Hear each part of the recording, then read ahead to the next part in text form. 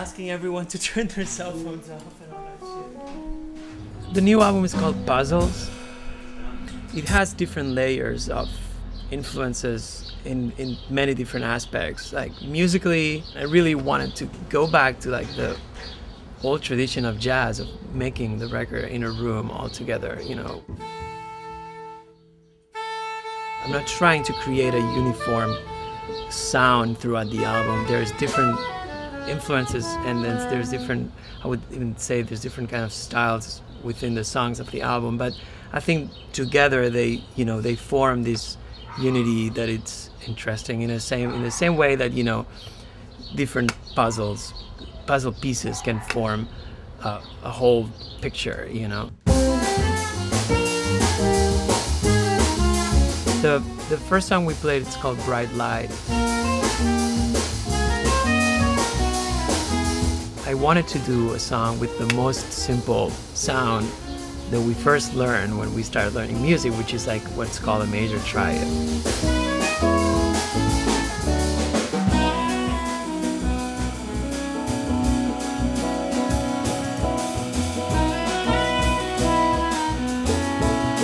The way that these chords are organized are from darker to bright. That's why I wanted to call the song Bright Light.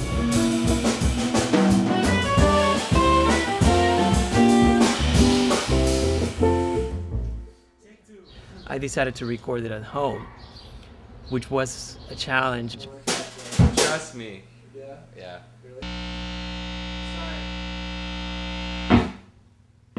It's kind of a statement in the sense that, you know, today everyone is very obsessed with perfection and cleanliness and politeness, and I believe the band was strong enough to just go play takes together and, you know, and capture the vibe of all of us playing in the same room with no headphones at the same time, you know, no cheating, we're just playing.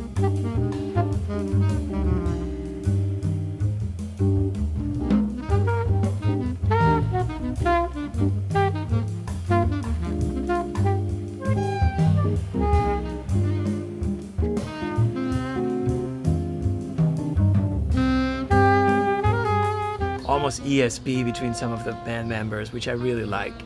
And, you know, we've been playing together for a couple of years. We've toured, we've, you know, we've hung out, we're friends, and there's a moment when I think the music kind of becomes part of your subconscious, you know, and that's when things kind of can take off to a different level.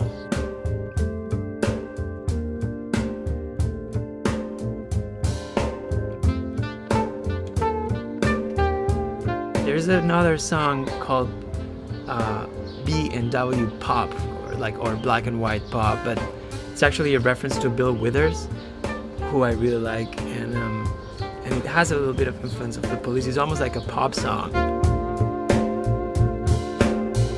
It has like a backbeat, and it's also based in this bass pattern that has all these things called harmonics, and it's pretty fun.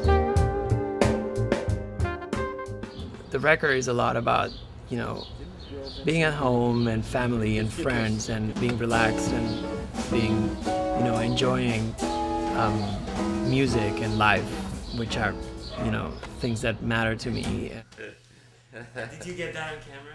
Second song is called Levitation, and it's actually, I wrote that song as a tribute to a very good guitar player that I used to play with in Barcelona when I was growing up, called Sean Levitt.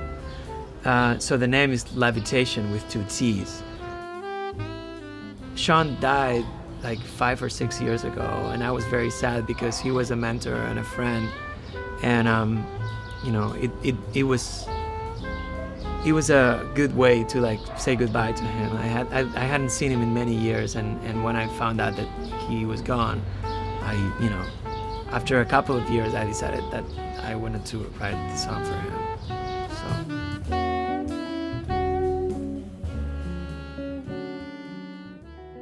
There's a song called 8½, inspired by the Fellini movie, which is a little spooky. And I also, in that song, I also did some production with Pro Tools, and I did overdub some of the copied in some parts of the guitar and did like a few layers of guitars. Quintessential is another song with a quintet, and the same way that Levitation is all about 3 in groups of 3, Quintessential is all about 5 in groups of 5, but taken to like a very extreme degree, like where like all the melodies have groups of 5 notes, and it's in 5/4 and it has 5 bar phrases, and even the score is 5 pages. That wasn't the purpose, but so it's these little tricks that I kind of play on myself to like have fun, but again, it doesn't really matter if you just like I don't want you to be counting the notes, and you know, I think it just sounds good, and I want to make it sound good and organic and fresh and natural, you know. That's what matters to me the most.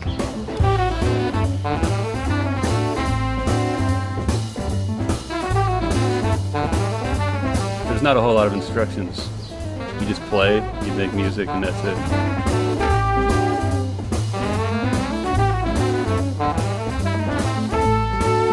Make the music come about, you know, make it have an ambiance, have a vibe.